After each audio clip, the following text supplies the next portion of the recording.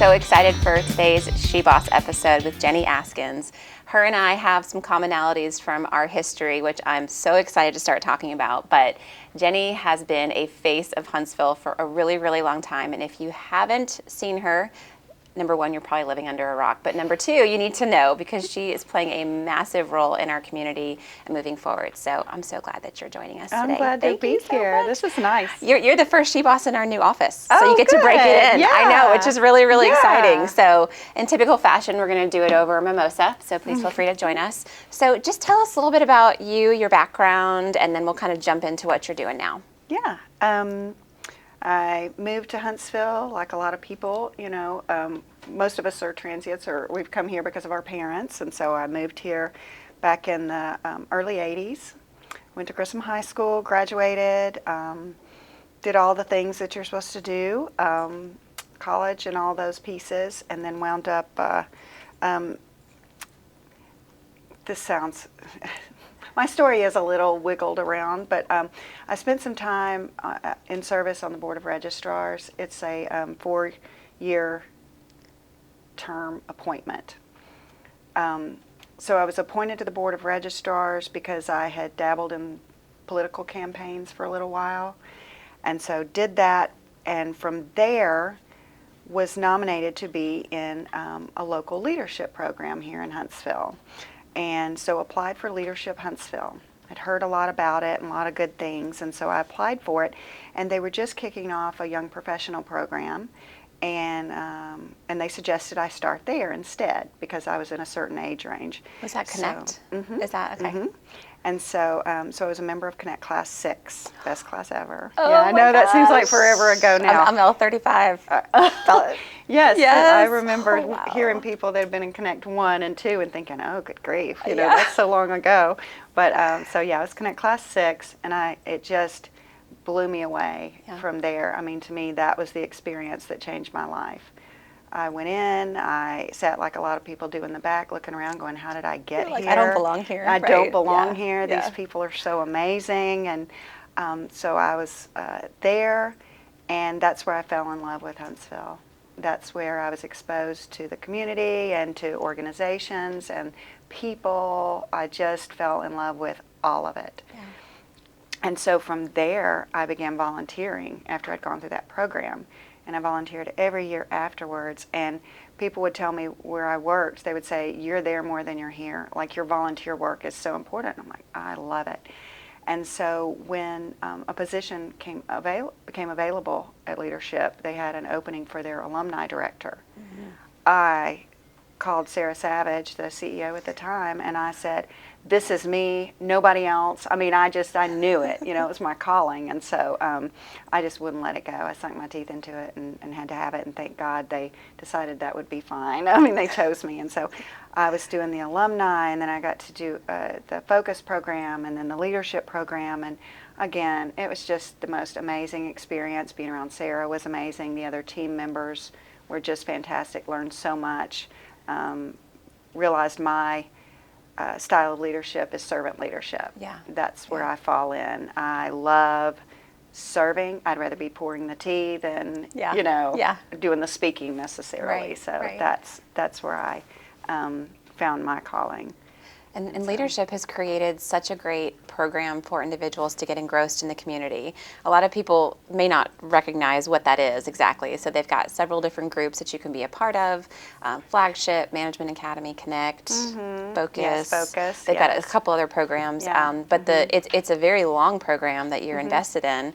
But the purpose is to really expose you to all things community that you may not be familiar with. And I've been Right. here for 15 years and are in Flagship, and I was blown away. Yeah. Like, I had no idea that we Yeah. had these different Yeah. challenges in our community or these different nonprofit organizations. Absolutely, And such a great way to get exposure into Right. sort of the underbelly of our community that you don't Right. get in other ways. So Exactly. That's what I would hear all the time of, I've been here all my life. I was born at Huntsville Hospital, and I didn't know this existed. Yeah. And it was just all the time. Yeah. And how much fun is that? I mean, that was my job, was to show off all the cool things in Huntsville, or introduce people to the vision or the plan of what was to come. And so, wow, it was just fantastic. It was great every day. It didn't feel like work or a job or We even had this thing we did, and instead of being a 9 to 5 type office, we did Row, which was a results-only work environment. So it was all about goals being set for you, and then it didn't matter where you worked from or when you worked on it, kind of thing. It was just about getting your work completed, which is kind of the right thing to do. Yeah. So to me, most of us worked harder than 40 hours a week because we loved it. Yeah. So we would work however long during the day, and then, I would get home, feed the kids, get them settled, and then I'd get back on my laptop because I just loved what I was doing. So from 6 to 10, I'm back to, doing my thing. So, and I think everybody was like that. I have a question for you, and I would imagine it's going to be very hard to pinpoint just one. But if you could take something from that experience with leadership early on in your career, what's the one thing that you think you really gained from that helped kind of propel you afterwards? I mean, maybe a lesson that you learned or something like that. You're right. There are so many. One was working for Sarah and realizing that your boss didn't have to be bossy. You know what I mean? Yeah. Like, there wasn't a day that she didn't pass by my door and go, "What can I help you with?" I mean, what is that? Yeah. And just total support of trusting me to know what I was doing and handling it, but her just there as support. It's like kind of the upside down triangle theory, So that was huge, seeing that versus I'm the boss and I'm, going to tell you what to do. So that was huge. The Row experience was amazing, that we were trusted to actually get the work done without being told to work 9 to 5. Right. Not everybody works well with a 9 to 5. No. And so that was amazing, and one of those things, too, that you almost can't go back after you've experienced that. It's such a great benefit. The calling was, that perpetuated the rest of the things that I've done since, was trying to figure out in my head how I could do what I was doing for more than 52 people a year, because you have 52 or 50 in the class. Thinking, how can I help expose more people that aren't necessarily being able to get into the class, aren't accepted, or don't have time, or maybe can't afford it, different reasons. How can I help everybody get to see and know and learn about Huntsville? So we even had a day that we created called Living Like a Local. And you guys created that? Yeah. So I love that. That was my favorite day so far. Yeah. So that was, when I became the program director for Leadership Huntsville, I wanted to do the Living Like a Local Day, and I wanted to do an Innovation Entrepreneur Day. So I added those two into the schedule, and that's when they came about.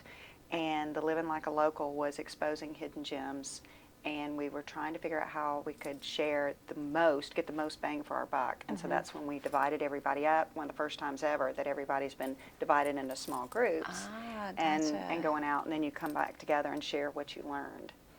So that's something I started thinking about before I left, was I want to do something like that where I could share. How do you do that and make a job out of it? Isn't that awesome how that experience has kind of come full circle to what you're doing now? That's exactly kind of what you're doing with Destination Huntsville and Touronimo. Exactly. And a lot of people that have been in those classes that were there then recognize that. They're like, I see that piece now. So I love it. That's There's awesome. a strong connection. Yeah, very much so. Yeah. Very much so. So after you spent some time with leadership, what was the next phase in your career? The stadium was being built in Madison. The Trash Pandas were coming, and that group needed some help as far as they needed boots on the ground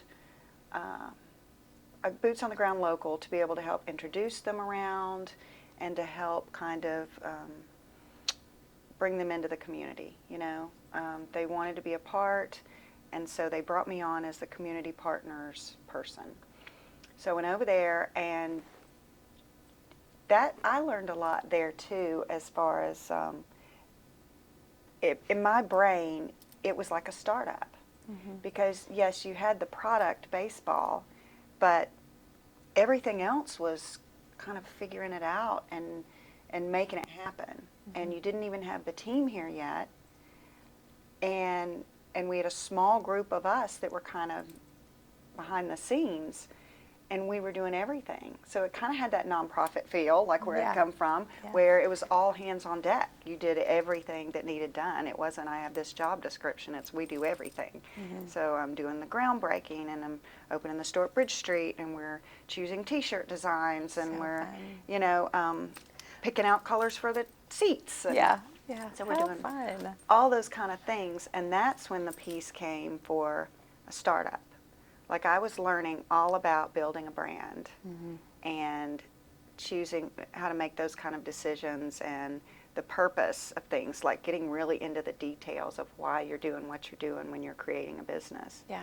So Being on the ground floor with that experience is totally different. You gain a new respect for Exactly. that process as a whole. Yeah, it's totally different. And I'd never been a part of anything like that before. So so I learned a lot there too. And between what I wanted to do from leadership and learning how to, watching the steps of building things, you know, building a brand, I left there after about a year because it was time for me to take some time to myself and figure out. That was a lot that year. I mean, if you think back to everything that happened during that one time.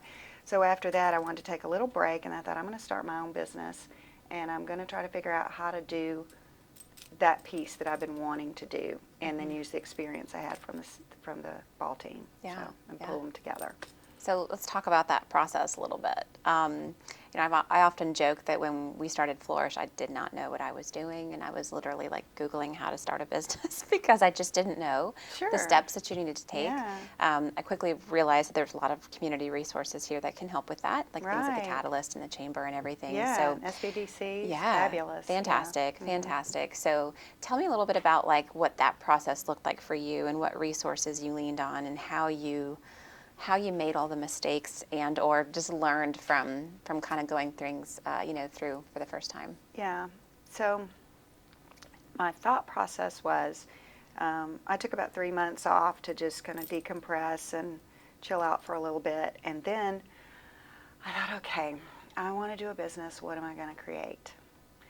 So I Googled the top 10 tech companies on the West Coast because my experience, I'm really into music and all that, and there's some other music stuff later, but so I always think about how music in California, it seemed like it always took about 5 years to get to Alabama. Like, you know, by the time we Yeah. were listening to Yeah. it, people in California are going, Been there, done that that. was last Yeah. year's Yeah. music, you know. So I thought they're always ahead of us. So I was Googling top 10 tech companies on the West Coast. And one of the top 10 was a company called Vayable. And it was an online marketplace for locals to provide tours and experiences. So if you went to Spain, you could look it up and hang out with a local. They would take you to see local music or feed you local food or cook for you or anything, you know. They could do anything they wanted. And so I thought, well, that's pretty cool. So I looked up the company, and then I put in Huntsville to see if anybody was providing experiences here, and they weren't. So I thought, this would be cool because we have Charleston, Savannah, all these places that do these really cool experiences and things. Huntsville doesn't really have that. There's a piece of Vayable I like. There's a piece of the traditional things that I like. So maybe I can put those together. So that's what I'm going to do. So I started doing a little research on different companies that were kind of like that. There's a Tours by Local business too that's large. So I started working with a friend of mine on the brand and building the website. And then I reached out to some leadership friends and alumni that had things that I knew they had a specialties. And so, like, I reached out to a friend of mine that was a history professor at UAH, and I said, would you do a history walk? And he was like, yeah, sure. Oh, so cool. He was going to do that. And then had another friend that was made cookies, decorated cookies. So I was like, can we do that? And she's like, sure. Anybody that wants to have a cookie decorating experience.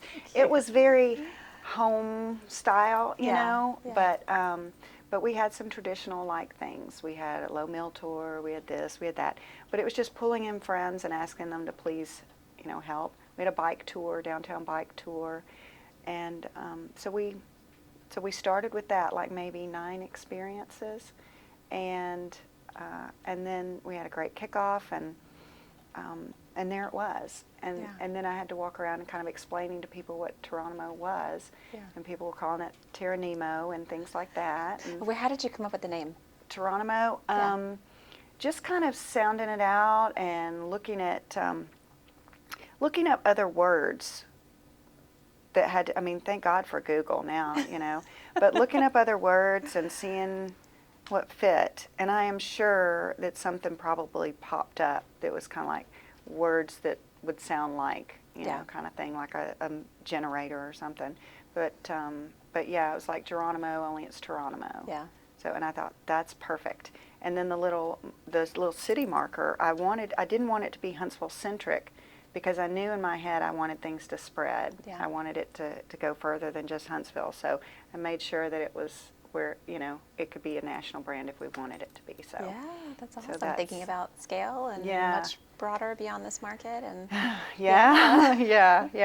And thinking, probably never do that, but let's just try and Yeah. see where we can. That's good to think about the not having limitations right off the bat. Which Yeah. I think sometimes when you start a business, you may not think about that. Right, So that's right. great that you did. Right. So how did you get from Touronimo to Destination Huntsville? And talk a little bit about the difference between the two. Yeah. So Touronimo is more of a one-off type. Like if you're a local or a visitor and you look up tours and excursions here in Huntsville, I wanted Touronimo to be like the umbrella of all tours and excursions. Okay. And so that's what it's for. Destination Huntsville is more corporate. It is your boots on the ground local expert. So if your corporation is based out of Ohio, but you're opening an office here, you can call me and I take care of all the things here that you need, so Yeah. that you're not looking on Yelp and hoping that the reviews are right Yeah. when you're Yeah. sending people or hiring services. So in doing Touronimo, I launched it in September of 2019, and so by January I was thinking, all right, it's time to start spreading the word. Yeah, and so January 2020 I started visiting the hotels, going to any speaking engagement that anyone would invite me to, and when I went to the hotels, I said, here is Touronimo. If you need it, if you want to refer people to it, you're welcome to, but I'm just letting you know I'm here. And so this one marketing director at one of the hotels who I blame now, we joke that I curse and thank her every other day. I'm not even going to name her name, Mary Beth Lewis. Mm-hmm. She's over at 106 Jefferson now. And so I blame her for this, because she looked at me and she said, that's all great, good for you, kind of thing, but this is what I need. I need a DMC. And I was like, oh, okay. And Were you familiar with that term no idea. previously? So I nod and smile and I go through the whole thing, and she's You're telling like, me, what is a DMC? Yes. So she tells me, this is what I need and all of that. And I'm like, okay. So when I leave her, I am pumped up. I'm so excited because I have, I've received the word. Mm-hmm. Now I know what to do. And so I go home and I Google it. What is a DMC? And it's a destination management company. And I go, yes, this is it. I didn't know what it was called, but this is where I've been led this whole time. Yeah. This is it. And so I was so excited and thrilled, and was ready to start figuring that out. So I spent 2020 learning more about what that was, and working also on Touronimo's branding, wanting to make sure everything that I'd done before. There's a saying too that if you're ready, you've waited too late, like to start Yeah. a business. Yeah. So there was that piece. So I went back and I wanted to kind of look over everything I'd done with Touronimo and tweak it and make sure it was like I had meant for it to be in the first place. Yeah. So that was a great year of doing that and learning about Destination Huntsville. So then I didn't want to do Destination Huntsville by myself, because I'd done Touronimo by myself. So I wanted the fun of having somebody with me. So I did start out Destination Huntsville with a partner, and but after about a month or 2 months, it wasn't her thing, and so she went on to do some other things. So I found myself back to where I was again, by myself with this. So there was a little bit of time of trying to decide, am I going to keep doing this? Am I It's going to so drop much work something? too. Because the amount of detail, you have to be a very detail-oriented person. I'm assuming you probably are, otherwise you'd be insane to go to the space. Are you I'm insane? not. So you're a little bit insane. No, yeah, Yeah. I'm crazy.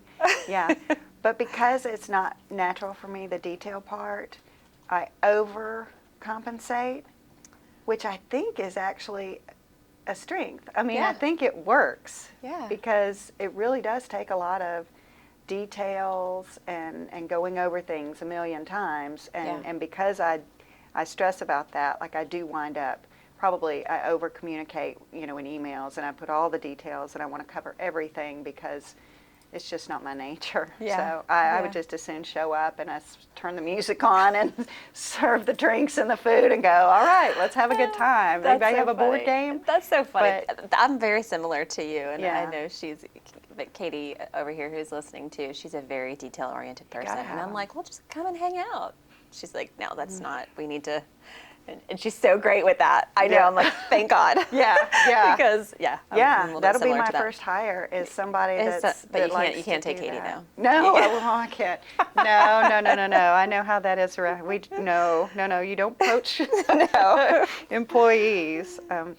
But yeah, so That is so so exciting. that's how Destination Huntsville became evolved. I have not even. I wanted to do this big grand opening or announcement or anything like that, and COVID was still a little scare, and also I created a press release to let people know that Destination Huntsville had been launched, but there's nowhere really to send a press release anymore. So it's like. It's like sending a telegram. It's like, who's got the other telegram machine that's going to get this? And so I thought, well, I'll just post it on LinkedIn. And so I did, and we received a message from LinkedIn for the National Cyber Summit that's held in Huntsville, and we had 3 hotels reach out. And I was just like, all that after just a little post. Yeah. And I thought, we've got something. This was a need. This was a service. Yeah. And so, and just hit the ground running. So no grand opening, not much of anything other than just working.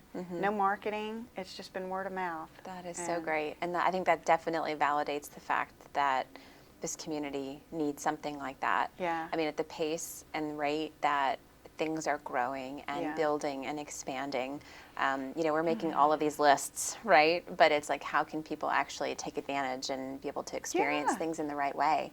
And coming from hospitality, I know we share this. I worked at a DMC when I was in college, and it was so much fun because it's a great way to be like, hey, I've got a client coming to Miami, so we're going to create this experiential 3-day thing, as opposed to trying to figure that out on your own. And Huntsville's become such a destination. Yeah, exactly. So having something like Destination Huntsville and Touronimo is huge. Yeah. I mean, it's big. Well, too, I think sometimes when we think about these businesses coming here, and Amazon and Facebook and Kohler and all these great companies that are landing in Huntsville, and we think, oh, more jobs.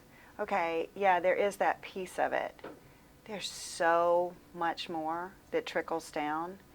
Okay, yes, these people are coming, and now they have jobs. Well, now we need more restaurants.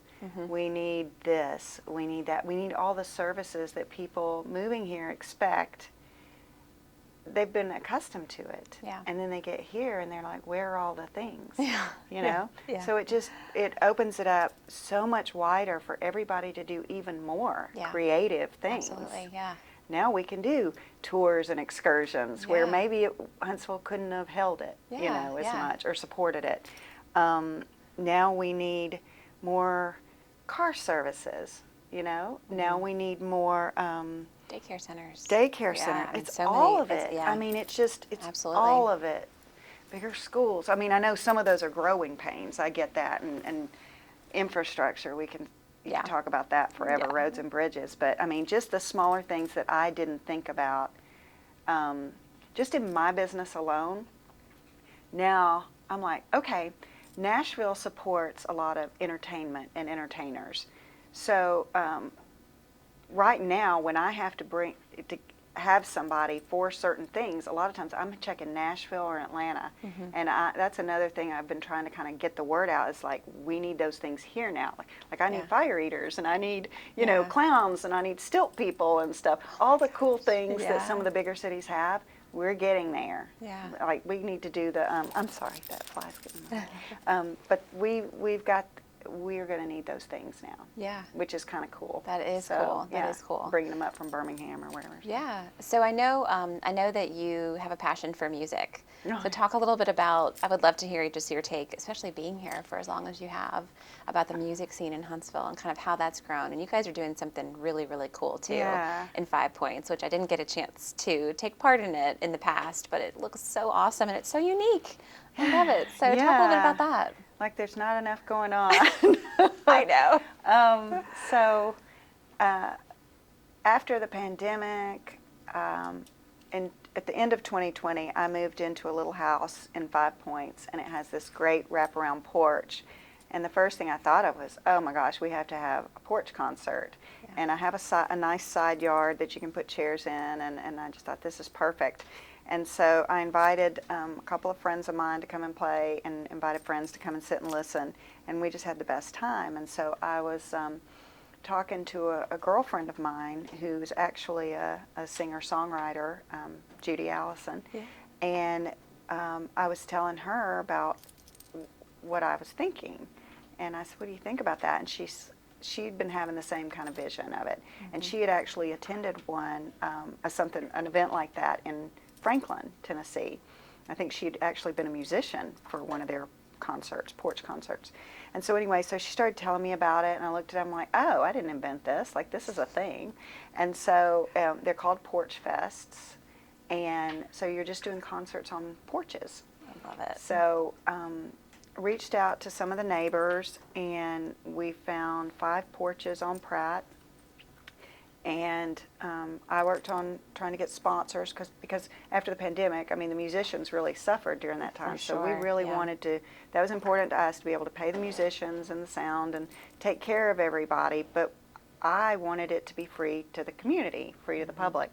So we invited sponsors, porch sponsors, and the first ones to jump on board were Taco Mama, Church Street Wine family, a family of restaurants, Southern Reclaimed Salvage Barn, Ingalls and Volker, and Brandy Cagle Copeland now.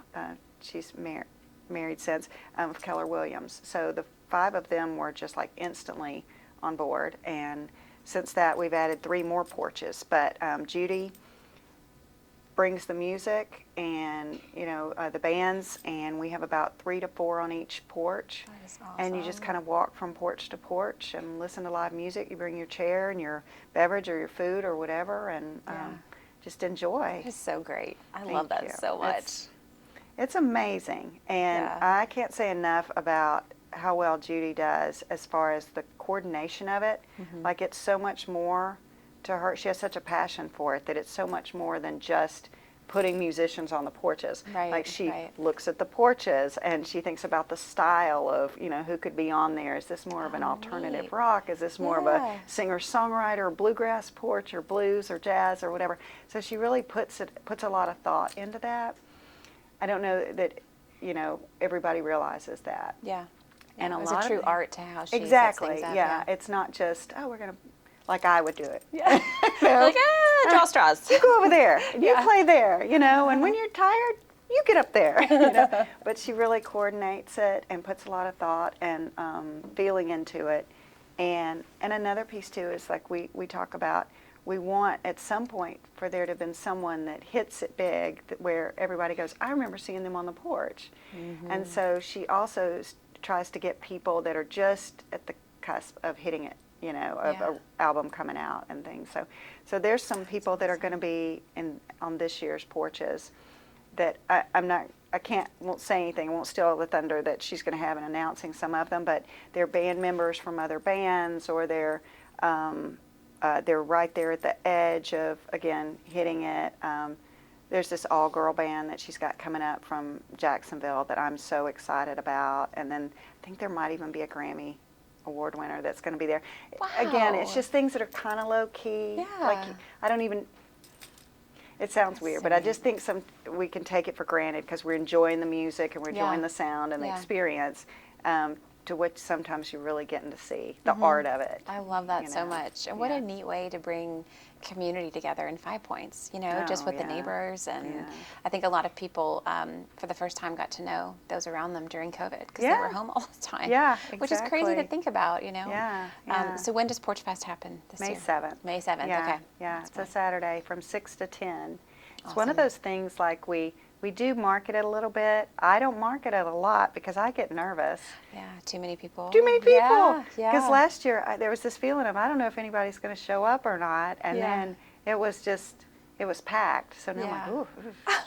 Don't tell anybody. Yeah. It's just the people that know, and they can come, and then that's fine. That is so exciting. And you're still looking for sponsors too for that event, I would imagine. Sure. Or are you, Yeah. Well, we've taken care of all of the big sponsors there, but there's always room for friends of Fest. We have some places where if you just want to support or be a partner, you can definitely do that for like very small amounts. We just wanted everybody to have the opportunity if they wanted to be listed as a friend of, that they could do that, and it wasn't breaking their budget or anything, but it was helping still us support the musicians and and again compensate the musicians like they need to. Yeah. That's the more awesome. we're able to raise in sponsorships, the better we're able to take care of everybody. So I have a couple questions, a little bit about Destination Huntsville before we wrap up. So what's the future with Destination Huntsville and Touronimo? I mean, where do you kind of, now that we are out of COVID, you know what I mean? Things have transformed completely in a way that would benefit exactly what you're doing. So I think that's why I get so excited about, and I'm so glad that you're here, because it's like the sky's the limit, with anything that can happen here right now. And as my kids would tell me, it's not the sky, it's space. I know, like, okay. But there's so many exciting things I think that are just on the horizon for you. So what does it look like, you think, for the next year that we can rally around you and support you in? Thank you. Expansion. It is just, there's so much need and so much to do. There's just so much. And I have not had the chance to really get out and, like I said, market it and get the expansion going, because it's daily. I haven't hired anyone yet, so my biggest goal is going to be to hire someone that can handle the inside things so that I can get out and spread the word and do what I'm trying to do. So with Touronimo, 2020 it was supposed to expand to North Alabama, didn't make it. So that's a goal this year. It's trying to make it more user-friendly and start marketing it for more guides and marketing the brand. So it's going to go statewide by the end of this year for sure. So that will happen. Destination Huntsville, I've already started working on some other cities and coordinating some things. It's kind of like I've identified the dots, now I have to connect them. So it's a matter of going and visiting here and meeting the people face to face, and then making sure we all understand what's expected. And so it's been finding the time, but I'm going to make the time. So it's getting ready to go towards Birmingham first, and then probably go towards Florence and everything later on this year. But that is awesome. Big goals, and what is it we were talking about? If it doesn't scare you, it's probably too safe. It's probably too safe, and I'm scared to death. So it means you're on the right path. It's going to be great. Yeah, it's going to be great. Yeah, I'm going to take over, the world. So I give myself a 5-year plan, but I'd like to get it done in 2. Yeah. So good for you. But yeah, there's so much to be done, and so much. It's just. I mean, I'm sure even with your business, it's the same way. Like it's just. There's plenty, and I think too, and especially in Huntsville where we're watching all this growth, there's plenty for everybody. Like I don't have, nobody's having to step on toes. There's plenty. Right. There's enough to go around, and I think that's that mindset is very receptive as well in the community, which I love so much, because everybody helps each other out, regardless if they're a competitor or not. Everybody's out for the greater good of just community, which is Absolutely. amazing. Yeah. And one of the things, I think that's one of the reasons why this town has become so successful, Yeah. because of that nature and that mindset. It's not cutthroat and it's not competitive, and which I think is evidence, that we can see on a daily basis, because of the growth. So Yeah, absolutely. I think that's what I think has also made Destination Huntsville so successful, is that I think in Huntsville we work smarter, not harder. yeah, And we probably do the hard too. I mean, we're grinders, but there's a piece where we all kind of know what we respect, what we're good at, and what someone else is really talented at doing. And so there's a piece where I'm like, look, I don't want to do that, but I'll hire you, I'll contract you to do that. So it's kind of like you're supporting everybody, and you're not stepping on toes. Right. And it's like, I'm not going to reinvent the wheel. Yeah. Let me bring in an expert.